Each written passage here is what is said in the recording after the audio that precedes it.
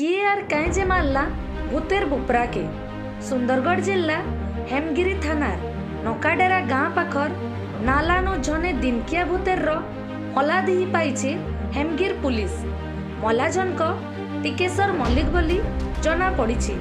गला राती गाँ पाखे थिबार गोटे मोहल गस्तले टिकेश्वर आर उंझा दुई जनकर सांगे जुए तापुथबार देखिथिला बेलके सखालु पाखर नलियानु मलादिही देखिथिले।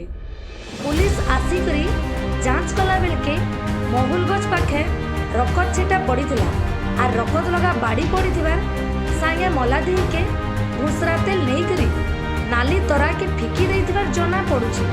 टिकेश्वर सांगे राती थिबार दुई जन के पुलिस संदेह रे नुरुतबार बेलके फी दिन भूती दुख करी चलुतबा टिकेश्वर के काहे जे किए मारला बोली जना नुहे पड़े।